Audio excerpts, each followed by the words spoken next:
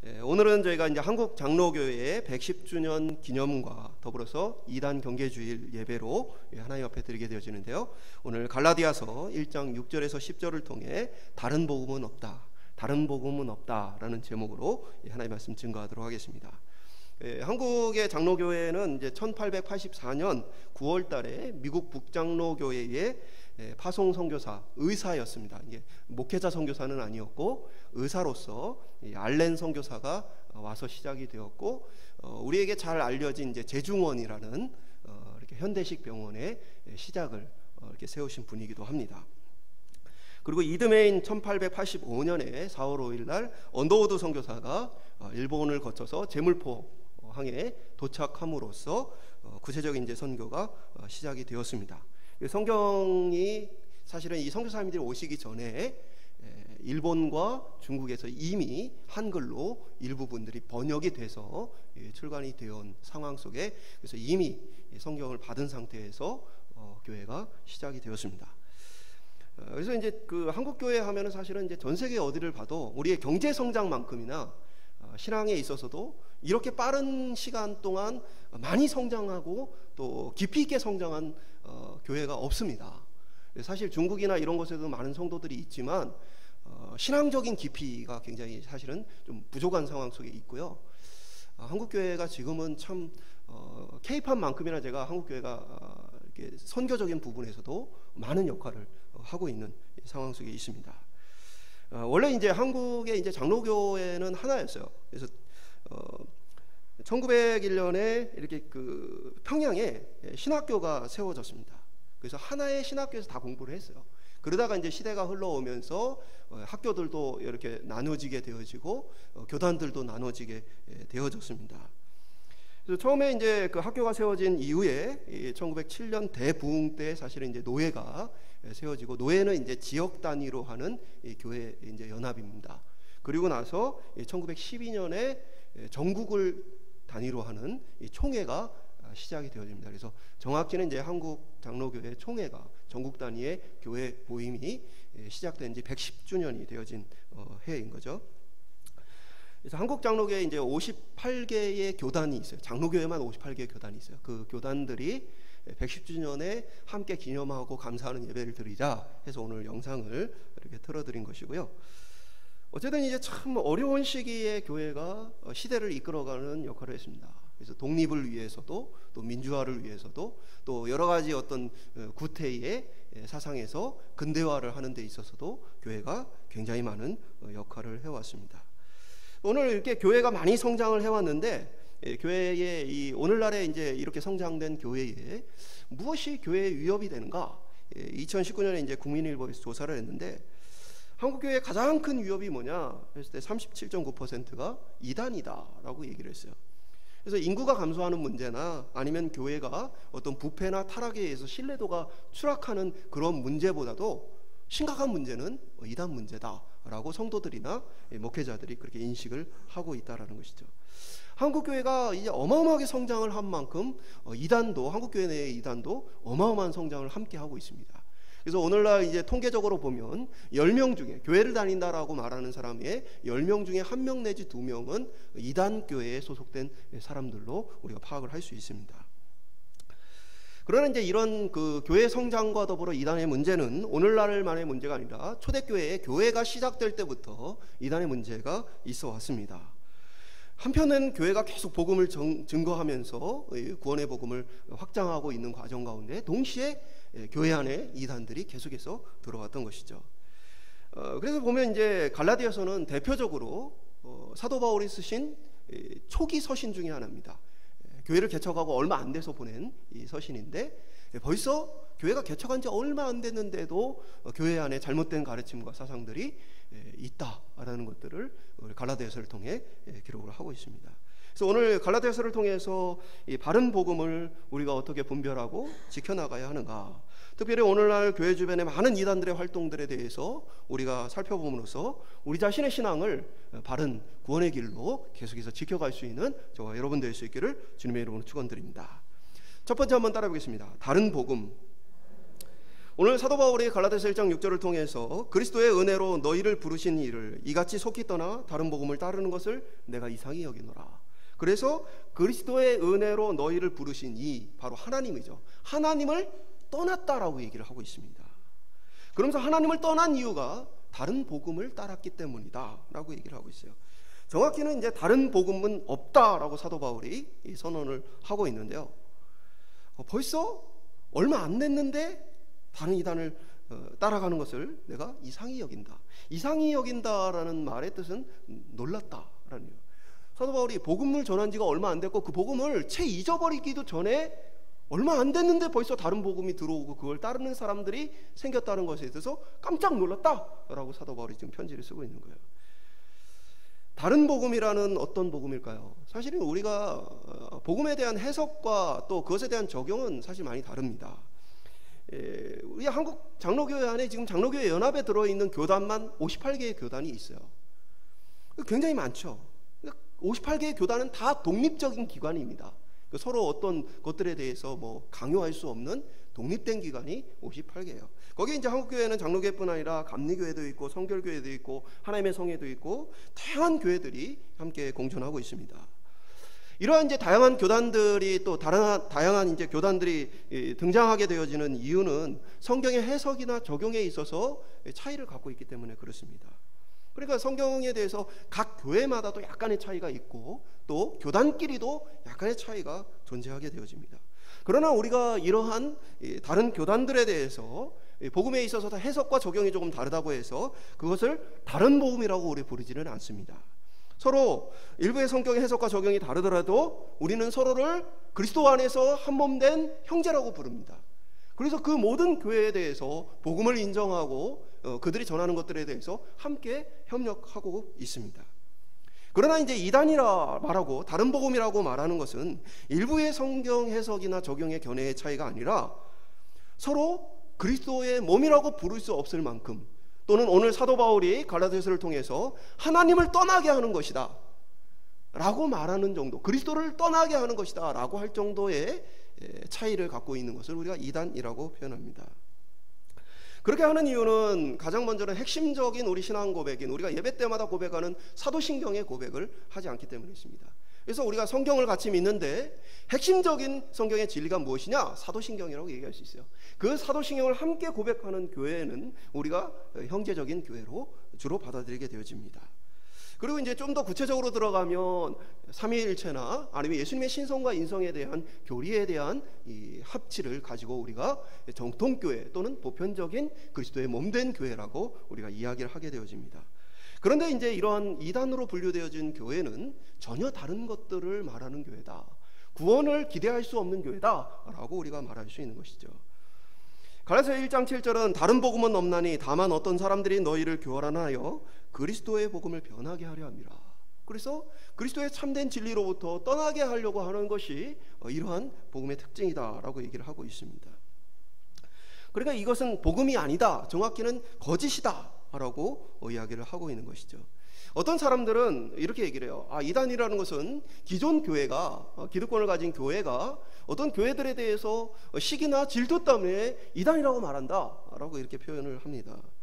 그러나 이단으로 판결하는 것은 그렇게 간단하게 감정에 의해서 할 수 있는 부분이 아닙니다.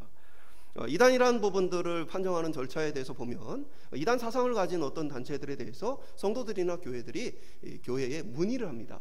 그러면 그것을 가지고 총회에 건의를 하게 되어지고, 총회란 것은 1년에 한 번씩 전국에 있는 교회에 노회의 대표들이 모여서 이렇게 전반적인 회의를 하는 거예요. 그래서 거기에 상정을 해가지고 그것을 연구할 만한 가치가 있는가를 결정을 해요. 그러면은 그것에 대해서 결정이 되어지면 1년 동안 신학자들이 연구를 합니다. 그래서 신학대학의 교수님들이 선정이 돼서 그분들이 쓴 책들이나 설교들이나 여러 가지를 검토하고 연구를 하고 그 연구 보고서를 제출을 하게 되죠. 연구 보고서를 가지고 이단 심의위원회에서 그것을 총회에 상정할 만한 가치가 있는가를 보고 이단으로서나 어떤 부분에 있어서 결정을 좀 내려야 될 필요가 있겠다라고 생각이 들면 그것을 총회에 제출을 합니다. 그러면 전국교회가 모여진 그 회의에서 그것에 대한 부분을 발표하고 이단 여부를 결정하게 돼요. 처음부터 다 이단으로 결정하는 것은 아니고 그 심각성에 따라서 절차가 있습니다. 이게 이단으로 딱 지목하기는 그런 정도까지 심각한 문제가 아니다라고 여겨지면 교류, 우리가 함께 강단을 교류하거나 아니면 참여, 성도들이 참여해도 괜찮다 안 됐다라고 얘기할 때 참여해서는 안 된다라는 정도의 결정을 내리기도 하게 되어집니다. 일부 분들은 그러한 이 보류 결정 속에서 자기가 잘못한 것들을 바로잡겠다 해서 해제를 해주는 경우도 있고, 또 반대로 바로잡지 않았는데도 불구하고 나 바로잡았어요 라고 속이고 들어오려다가 거절이 되어지는 경우도 많이 있습니다. 그러니까 한마디로 얘기해서 이제 어떤 이단에 대해서 그것은 뭐 정통적인 교회나 기득권이 있는 교회가 시기를 해서 그렇게 말하고 있어 라고 말하는 사람들은 사실 대부분 이단에 속한 사람들이에요. 그래서 이단에 속한 사람들이 그렇게 가르쳐요. 우리 교회는 정상적인 교회인데 주변의 교회들이 우리를 시기해가지고 이단이라고 얘기한다. 근데 그렇게 뭐 주변 교회들이 얘기할 수 있는 게 아니고, 이단이라는 거 말씀드린 것처럼 연구와 1년 충분한 시간, 그리고 때로는 그것이 결정되지 않고 한두 해, 두 해 더 연구를 하라는 결정이 나게 돼요. 그래서 그러한 공식적인 절차를 통해서 이단이라는 것이 결정이 되어지는 것이다. 그래서 그렇게 결정되었을 때는 우리가 그것에 대해서 믿고 받아들일 필요가 있다라는 것이죠. 사도 바울은 이러한 다른 복음을 전하는 자들에 대해서 오늘 본문을 통해 굉장히 강력하게 이렇게 표현하는 모습을 보게 돼요. 1장 8절에 보면 그러나 우리나 혹 하늘로부터 온 천사라도 우리가 너희에게 전한 복음 외에 다른 복음을 전하면 저주를 받을지어다. 사도 바울이 서신서를 통해서 또 편지를 통해서 어디에 저주받아라 라고 쓴 구절이 거의 없어요. 이 사도 바울이 굉장히 강력하게 지금 표현을 한 것이죠. 저주를 받는다라는 표현은 굉장히 강력한 표현입니다. 그런데 그것을 한 번만 표현한 게 아니라 오늘 8절에 얘기하고 또 9절에 이어서 이렇게 얘기하죠. 우리가 전에 말하였거니와 내가 지금 다시 말하노니 만일 누구든지 너희가 받은 것 외에 다른 복음을 전하면 저주를 받을지어다. 그래서 한 번 더 또 강조하는 모습을 보게 되어져요. 그러니까 이러한 다른 복음, 우리가 함께 받아들일 수 없는 복음이란, 그들은 예수 그리스도도 말하고 하나님도 말하고 성령님도 말하지만 그러나 그리스도 안에서 한 형제로 받아들일 수 없는 자들이며, 그들은 오히려 많은 구원받은 성도들, 구원받을 성도들을 잘못된 길로 인도해가는 자들이다. 그래서 이러한 부분들에 대한 위험성, 또 잘못된 것들에 대한 분명한 경계를 가지고 우리가 신앙생활을 해야 될 줄 믿습니다. 두 번째 한번 따라해 보겠습니다. 왜 다른 복음이 생겨나는가? 사도 바울이 오늘 본문을 통해서 다른 복음이 아닌 거짓된 것들이 생겨나게 되어지는 이유에 대한 이야기를 하고 있어요. 1장 10절에 보면 이제 내가 사람들에게 좋게 하랴 하나님께 좋게 하랴, 사람들에게 기쁨을 구하랴 내가 지금까지 사람들의 기쁨을 구하였다면 그리스도의 종이 아니니라. 그래서 근본적인 차이는 무엇이냐? 사람을 중심으로 하고 있는 것이냐, 하나님을 중심으로 하고 있는 것이냐. 이것이 잘못된 거짓 복음과 진실된 복음의 구별점이에요. 쉽게 우리로 얘기하면 하나님을 중심으로 하나님이 주신 말씀을 그대로 받아들이는 것이 복음적인 진리적인 교회예요. 반면에 잘못된 복음이라는 것은 다 무엇이냐? 인간 중심적인, 인간의 어떠한 것들이 복음을 왜곡하거나 변하게 하는 것들이 이 잘못된 복음들의 특징입니다. 예를 들면 이제 무속신앙과 신앙이 기독교 복음이 합쳐져서 뭐가 돼요? 신비주의 복음이 되어지는 거죠. 그래서 점을 치듯이 점치는 자들이 나타나고 신비주의적인 어떤 집회들, 그래서 뭐 인도의 구루 같은 집회들을 보면 막 그 이단 사상, 이방 종교임에도 불구하고 기독교 그 신비주의 집회에서 하는 거하고 똑같은 몸짓과 행동과 말들을 하는 것을 보게 되었죠. 그러니까 그러한 모습도 봤을 때 무속 신앙이 또 전통 어떤 이 미신 신앙이 기독교 신앙하고 합쳐져서 이상한 신비주의 형태를 보이게도 되어져요. 영지주의라고 불려진 이 초대교회부터 있었던 이 모습은 헬라 철학하고 합쳐진 거죠. 기독교 복음과 이 철학이 합쳐져서 헬라 철학은 영적인 것과 육적인 것들을 아주 극단적으로 나눕니다. 그래서 영은 거룩하고 죄가 없는 것인 반면에 육체는 악한 것이고 죄라고 봐요. 그래서 영과 육을 철저하게 나누는 그 사상, 이러한 것들이 지나쳐서 나중에는 예수님이 어떻게 영적인 거룩한 존재가 더러운 육체를 입느냐, 그래서 실제 육체가 있었던 것이 아니고 사람들이 보기에 그냥 홀로그램처럼 진짜 육체가 있는 것처럼 보였을 뿐이다 라고 주장하는 데까지 이르는 모습 보게 되죠. 성경에 예수님이 생선을 드시고 음식을 드시는 모든 육체적인 모습들 분명히 기록하고 있음에도 불구하고 이들은 자신들이 가지고 있는 철학 사상을 이 기독교에 합쳐서 이상한 형태를 만들어낸 것이죠. 그 외에도 정말 너무나 많은 우리 주변에 있는 인간적인 것들이 합쳐져서 다른 것들을 만들어요. 현대사회에 나와서 근대사회에 있는 것은 자유주의라는 것이죠. 자유주의라는 어떤 것입니까? 두 가지예요. 인간적인 인본주의가 결국에는 신앙과 합쳐져서 인간중심적인 어떤 사상이 성경과 합쳐져서 나온 것이 자유주의예요. 그다음에 성경을 말하지만 뭐예요? 한편으로는 감정적인 자유주의, 체험적인 자유주의. 그래서 이 자유주의는 하나님의 말씀을 중요하게 생각하지 않고 내가 체험하고 경험하는 것을 중요하게 생각해요. 그러다 보니까 자연스럽게 체험과 경험을 따라가다가 하나님 말씀으로부터 멀어지는 신앙을 하게 되어져요. 또 이성적인 자유주의, 이성적인 자유주의는 뭐냐면 인간의 인본주의적인 생각 중에 논리적으로 이해하고 싶은 생각이 있어요. 그러다 보니까 쉽게 얘기하면 뭐 예수님께서 오병이의 기적을 일으켰다 그러면 오병이의 기적에 대해서 이렇게 해석을 해요. 예수님의 설교가 너무나 뛰어나서 예수님을 따라서 도시락을 싸온 사람들이 혼자 도시락을 먹으려다 이 도시락을 함께 나눠 먹다 보니까 그렇게 먹고 남았다. 이런 식으로 해석을 하는 거죠. 그러니까 성경에 있는 것들을 그대로 받아들이지 않고 인간적인 어떤 감정이나 인간적인 어떤 이성에 의해서 인간 중심적으로 바꾸는 것이 자유주의적인 이단들의 모습이죠. 그렇게 하나님 중심적인 복음과 또 인간 중심적인 인간에 의해 왜곡되고 변질되어진 것들에 대해서는 차이가 있어요. 그리고 이러한 것들은 인간의 의도이거나 의도가 없거나 관계없이 다양한 문제들을 일으킵니다. 예를 들면 이제 제7일 안식교회, 하나님의 교회, 여호와 증인 같은 많은 이단들의 상당수는 시한부 종말론에서 시작이 됐습니다. 성경은 분명하게 예수님께서 다시 재림하는 때를 알 수 없다라고 얘기하셨죠. 하나님 외에는 알 수 없다라고 분명히 선언했는데도 불구하고 이들이 여러 가지 방식을 가지고 성경을 가지고 자기 나름대로 계산을 해서 언제 예수님이 오신다 이렇게 해왔던 사람들이에요. 그러니까 뭐 예를 들면 이런 식의 계산이에요. 예수님께서 하나님께서 출애굽기에 보면은 이스라엘 백성들이 광야를 떠나서 이렇게 가나안 정복을 해야 되는데 돌아서죠. 그래서 40일 동안 정탐을 했기 때문에 그것을 1년씩 계산해서 40년 동안 광야를 생활하고 다시 가나안에 들어갈 것이다 라고 말씀하셨죠. 그래서 하루를 1년으로 계산을 한 것처럼 다니엘서에 나와 있는 날짜들을 다 연수로 계산하고 뭐 이런 식으로 해가지고 이들이 어떤 예수님 언제 오신다 라고 선언을 해왔던 것이죠. 그러니까 성경이 분명히 하나님밖에 모른다, 너희는 그냥 깨어있어라 라고 얘기를 하는데도 불구하고 인간적인 궁금함 또 인간적인 어떤 자신들의 생각과 자신들의 어떤 교만함을 가지고 그런 날짜들을 이야기하고 사람들을 속이는 것이죠. 근데 그런 거짓말이 거짓인 거 드러났어요. 근데 여전히 그들은 그것을 따라요. 예를 들면 여호와 증인 같은 경우는 이미 예수님이 오셨다, 재림하셨는데 비밀리에 재림하셔가지고 지금 사람들이 모를 뿐이고 이미 재림하셔서 지금 여기가 뭐예요?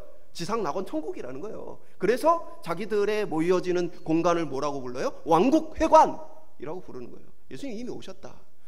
또 예를 들면은 이제 지금 제7일 안식교회나 하나님의 교회 같은 경우는 예수님이 재림하시는데 이 땅까지 완벽하게 오신 게 아니고 지금 중간에 오셨다.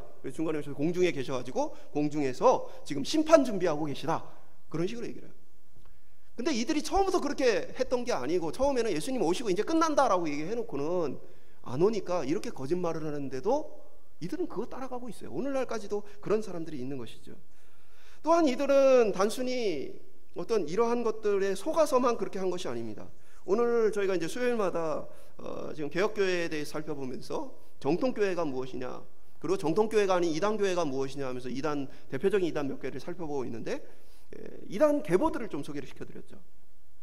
한교회 대부분의 이단들은 갑자기 생겨난 게 아니에요. 다 누군가에게 배워서 그 교주들이 옛날에 했던 것들을 자기 이름으로 대신 바꾸고 또 시대에 따라서 조금 몇 가지 바꿔가지고 하고 있을 뿐이에요. 그러니까 하는 얘기가 다 똑같아요. 근데 이런 이단 교주들이 다 죽어도 이단이 안 없어져요. 왜요? 이단 교주 혼자만 그 모든 재물과 모든 권력을 독식한 게 아니고 교주 밑에서 함께 그 모든 것을 누리는 세력들이 있기 때문에 그래요. 이 사람들은 교주가 죽어도 그 누려야 할 것을 계속 누려야 되기 때문에 교리를 바꾸죠. 그래서 남자 교주가 죽으면 여자 하나님 세우고, 또 남자 교주가 죽으면 그 사람 대신에 어떤 역할을 할 수 있는 사람을 세우거나, 아니면 시대마다 구원자가 따로 주어진다. 그래서 이 시대가 지났고 이제 누가 새로운 구원자인 시대다. 이런 식으로 해서 계속해서 사람들을 미혹하고 있는 중에 있습니다. 이러한 거짓 복음의 특징은 무엇입니까? 사람이 중심이에요. 사람이 중심이에요. 사람을 기쁘게 해요. 사람을 즐겁게 합니다.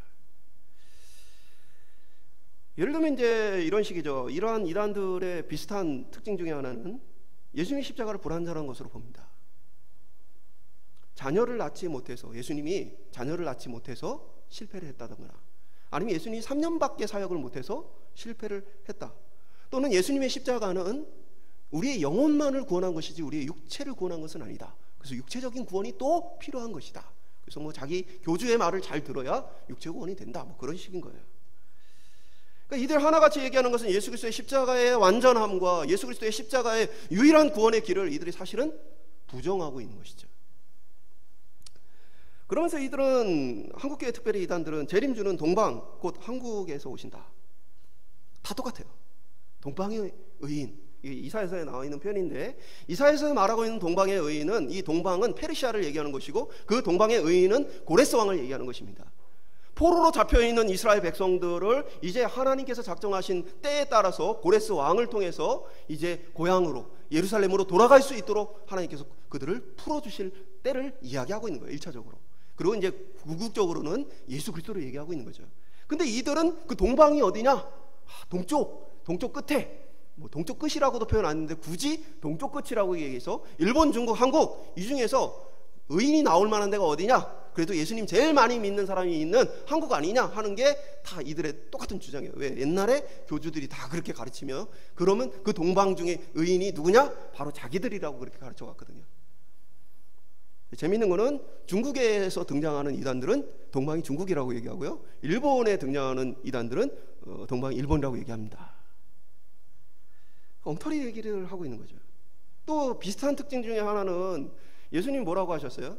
성경에 보면 승천하신 그대로 다시 오시겠다고 말씀하셨죠. 구름 가운데에 예수님께서 너희가 본 대로 내가 하늘에서 내려올 것이다 라고 얘기를 하셨어요. 이단들의 특징 하나는 뭐냐? 예수님이 다시 오셨다라고 얘기를 하는데 하늘에서 우리가 안 봤거든요. 그러니까 이단 교주들은 다 엄마 뱃속에서 태어났어요. 그러니까 뭐라고 얘기하느냐? 이 구름은 비유다. 이 구름은 진짜 구름을 얘기하는 게 아니고 인간의 육체를 나타내는 비유다. 이게 상당히 많은 이단들이 다 배워서 똑같이 하는 얘기예요. 그래서 자기 교주가 육신을 입고 온 것이다, 예수의 영을 가지고 육신을 입고 온 것이다 라고 다 주장을 하죠. 그래서 성경에서 말하는 이 구름이라는 표현은 무엇입니까? 1차적으로는 눈으로 보여지는 구름인과 동시에 실제로 하늘에 있는 구름이죠. 그러나 그 구름이 의미하는 것은 출애굽기에 얘기하고 있는 빽빽한 구름 가운데 임재하시는 하나님의 모습이에요. 하나님의 영광을 나타내는 거예요. 그래서 예수님께서 다시 오실 때는 어린아이의 힘없는 모습으로가 아니라 이제는 모든 것을 심판하시는 주인으로서, 이 땅의 주인으로서 하나님의 영광 가운데 오실 것을 이야기하고 있는 거예요.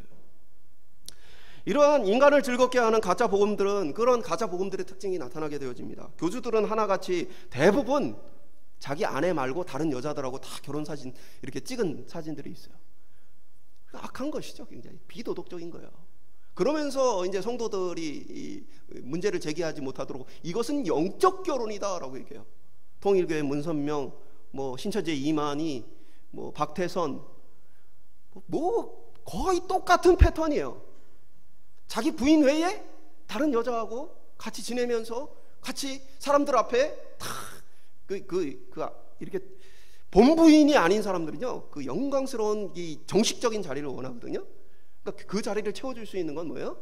결국 실제 결혼을 파하거나 아니면 이것은 영적 결혼이다 라는 말로 속여서 사람들 앞에 딱 드러내는 거죠. 그러니까 이러한 비도덕적인 일들을 하는 이유는 인간의 유익과 인간의 즐거움을 위해서 이들이 하고 있기 때문에 그렇습니다. 결국 이런 종교들의 특징은 처음부터 그들의 정체를 드러내지는 않아요. 처음부터 뭐 누구를 통해서 구원 얻습니다 라고 얘기하면은 정상적인 신앙생활을 했던 사람들은 말도 안 돼 라고 얘기할 거예요. 대부분의 이단들은 처음부터 그렇게 얘기하는 것이 아니고 우리 선생님이 아주 성경을 가장 잘 아십니다. 우리 교회가 성경을 가장 잘 전파하고 알려주는 교회입니다. 이런 식으로 접근을 합니다. 제가 단언하건대 어느 누군가가 성경을 가장 잘한다, 또는 어떤 교회가 성경을 가장 잘한다 라고 표현하는 순간 저는 100% 이단이라고 봅니다. 정상적인 교회라도 그것은 정상적인 신앙 고백이 아니에요. 왜 그러냐? 저도 헬라어 히브리어를 뭐 깊이 있게는 알지 못하지만 보면 정확하게 해석해낼 수 없는 구절들이 많이 있어요. 성경에 단 한 번밖에 안 쓰인 단어들도 꽤 있습니다. 그러면 이거를 다른 문서에서 찾을 수가 없어요. 그럼 도대체 이것을 어떤 의미로 해석해야 되느냐? 문맥적으로 추론해서 그것을 알 뿐이에요. 성경의 히브리어, 헬라어 사전들, 특히 히브리어 사전 같은 경우는 후대에 만들어진 것이기 때문에 그 당시의 사전을 우리가 이런 말로 써라고 만든 게 아니고 후대 사람들이 성경을 연구하고 주변 다른 민족들의 언어들을 다 연구해가지고 이게 이런 의미야라고 사전을 만든 것이기 때문에 사전조차도 100%의 어떤 성경 해석이 아니에요. 단어 해석이. 거기에 이제 성경에 보면 지시대명사들이 나온다. 이것 저것이라는 표현들이 많이 나오는데 이것을 어떤 것으로 해석할 것인가에 대해서도 굉장히 다양한 해석들이 존재합니다. 그런데 하물며 성경을 완전히 잘한다, 나만큼 잘하는 사람이 없다, 100% 이단이야. 우리는 성경 앞에 우리의 연약함과 우리의 부족함을 고백하고, 다만 성경이 단 몇 구절로 된 게 아니라 많은 분량으로 되어 있기 때문에 우리가 이해를 조금 못하거나 잘 정확하게 알 수 없는 문장들도 성경 전체의 흐름을 통해서 추론하고 이해할 뿐입니다. 그걸 통해 겸손하게 하나님을 따라갈 뿐이에요. 특별히 종말론과 관련된 부분들에 있어서는 구체적으로 우리가 알고 싶은 궁금증을 다 채워주는 부분이 아니에요. 그러다 보니까 우리가 정확하게 알 수 없는 부분도 많이 있습니다. 우리는 겸손하게 그것에 대해서 하나님의 말씀을 쫓아가고 따라갈 뿐입니다. 근데 이러한 이제 이 교단 교주들의 특징은 뭐냐면, 어느 순간이 되어지면 이제 교리가 자꾸 바뀌어요.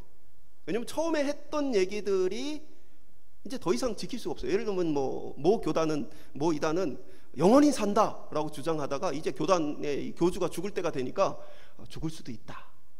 그리고 새로운 교리들을 만들어내요. 예를 들면 이제 하나님의 교회 같은 경우에는 안상홍이라는 사람이 자기가 하나님이라고 주장하고, 그러고 나서는 그 당시에 이 여자 전도사 하나가 여자 하나님을 주장을 했어요. 그때 안상홍이 말도 안 되는 얘기다 하고 분명하게 그 여자 하나님 없다라고 했는데, 그 교단은 안상홍 씨가 죽고 나서 여자 하나님을 세웠어요. 다른 사람으로. 그러니까 그런 교리들이 계속 바뀌고 진리가 계속 바뀌어요. 그러면서 이들이 하는 얘기는 뭐냐면, 시대마다 구원자가 바뀌고 시대마다 복음이 바뀐다고 얘기를 해요. 왜요? 자기들이 했던 말들이 안 이루어지니까 이제 해먹을 만큼 해먹었는데 그걸로 끝낼 생각이 없고 계속 해먹을 생각을 가지니까 바꿀 수밖에 없는 거예요.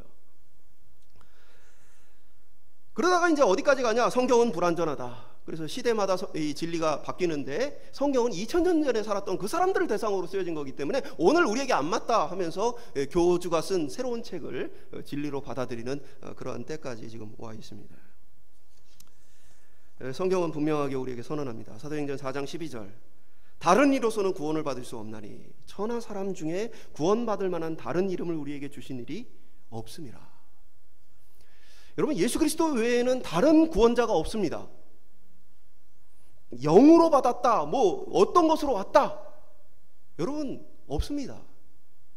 예수님 오셨고 예수님이 다시 오시는 순간 모든 것은 끝납니다. 지금 와서 활동을 하고 있다, 중간까지 왔다, 그런 모든 거짓말에 속아서는 안 됩니다. 예수님께서도 요한복음 14장 6절을 통해서 예수께서 이르시되 내가 곧 길이요 진리요 생명이 나로 말미암지 않고는 아버지께로 올 자가 없느니라. 여러분, 구약의 백성들도 예수 그리스도를 통해 구원 얻은 것입니다. 예수 그리스도 외에는 다른 길이 없어요. 구원의 길이 분명하게 선언되어 있음에도 불구하고 계속해서 뭔가 다른 이야기를 하고 있는 것, 오늘 저와 여러분이 성경에 정확하게 기록된 바로 이 말씀을 마음에 새기고 거짓 복음을 분별하고 깨어있을 수 있기를 주님의 이름으로 축원드립니다. 마지막으로 따라해보겠습니다. 어떻게 분별해야 하는가? 예수님께서는 우리가 살아가는 시대를 마지막 세대로 얘기를 하고 있어요. 그러면서 마지막 세대 종말이란 것은 뭐냐면 예수님이 오신 때부터 다시 오시는 때까지의 이 기간을 종말이라고 성경은 표현해요. 그 사도 요한 같은 경우도 너희가 마지막 때에 적그리스도가 활동한다는 것을 들었는데 이미 벌써 활동하고 있다. 2000년 전에 벌써 그 얘기를 했어요. 사도 요한이. 예수님께서 얘기하십니다. 마태복음 24장 24절에 보면 거짓 그리스도들과 거짓 선지자들이 일어나 큰 표적과 기사를 보여 할 수만 있으면 택하신 자들도 미혹하리라. 그러니까 이 얘기는 이미 예수님이 오시고 나서 다시 오시는 그 긴 기간까지 계속 반복되어질 일입니다. 그러니까 오늘날 시대에도 이런 거짓 그리스도들이 많이 있죠. 한국에만 지금 100명이 넘는다고 얘기를 합니다. 자기가 그리스도, 성령, 재림 예수라고 얘기하는 사람이 한국에만 지금 100명이 넘어요. 그러나 성경이 말하고 있는 것을 보면 먼저 그리스도의 재림에 대한 부분을 우리가 보면 오늘날 거짓 그리스도들이 얘기하는 것처럼 오랜 기간 동안 활동하는 게 아닙니다.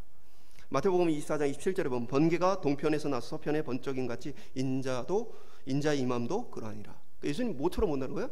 번개처럼 순식간에 오신다는 얘기예요. 지금 뭐 이단들이 얘기하는 것처럼 재림 예수가 왔는데 뭘 완성을 하고 뭘 하고 이런 게 아니고 예수는 그냥 번개처럼 오신다는 거예요. 29절에는 그날 환난 중에 즉시 해가 어두워지며 달이 빛을 내지 아니하며 별들이 하늘에서 떨어지며 하늘의 권능이 흔들리라. 전 우주적인 어떤 현상들이 나타나게 될 것에 대한 이야기를 하고 있죠. 30절에 보면 그때의 인자의 징조가 하늘에서 보이겠고 그때의 땅의 모든 족속들이 통곡하며 그들이 인자가 구름을 타고 능력과 큰 영광으로 오는 것을 보리라. 모든 사람들이 뭘 봐요? 주님의 재림을 깨닫고 보게 되어 있어요. 교주들은 다 하나같이 자기 집에서 태어나서 우리가 몰랐어요. 그럼 가짜인 거죠. 그러다 보니까 자꾸 구름을 육체라고 얘기하면서 속이는 것이죠.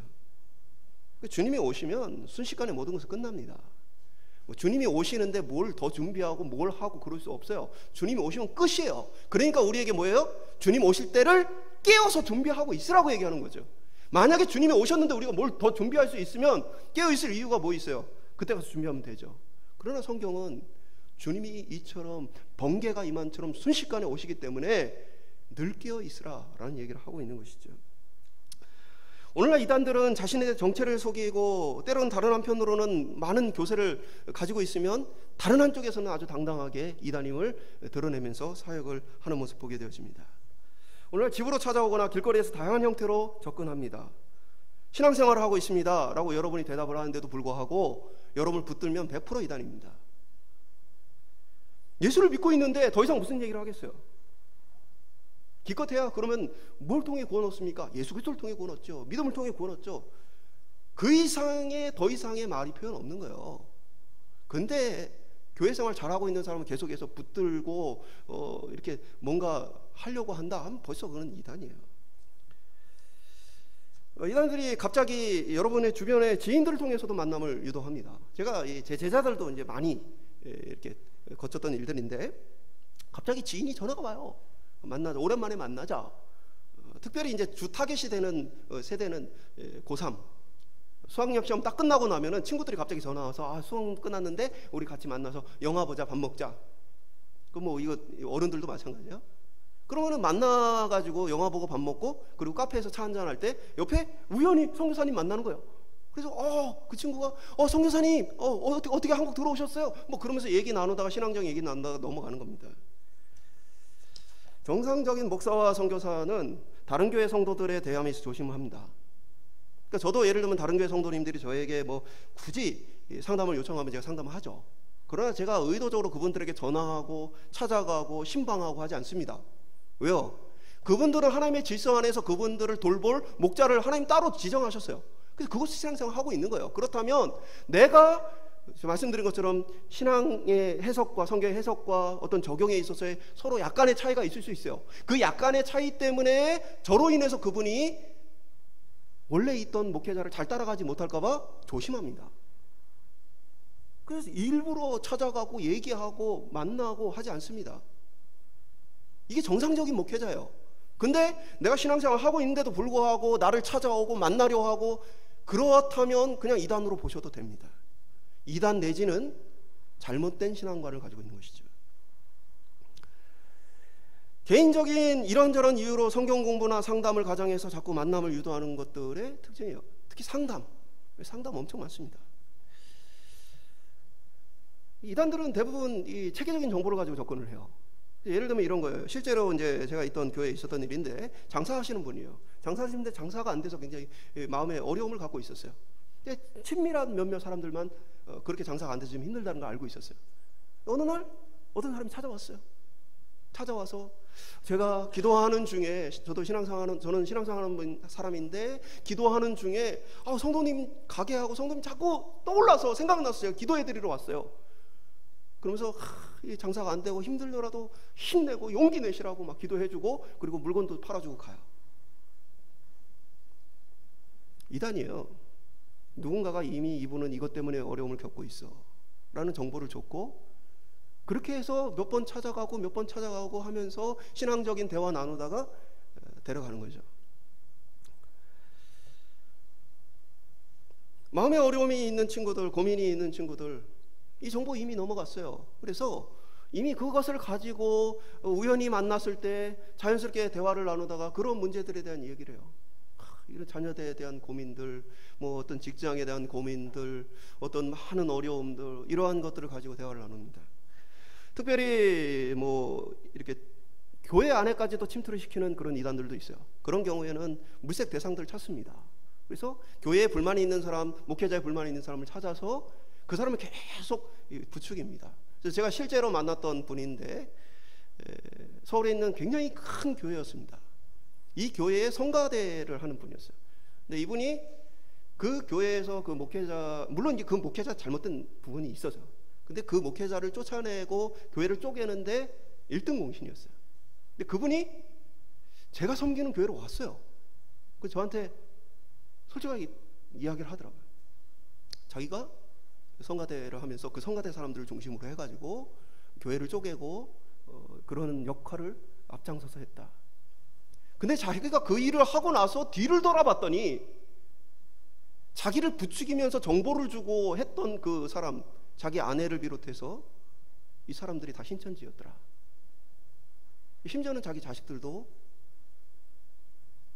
자기 자녀가 아니고 다른 남자의 자녀들이야. 자기 빈몸으로 그냥 나왔다.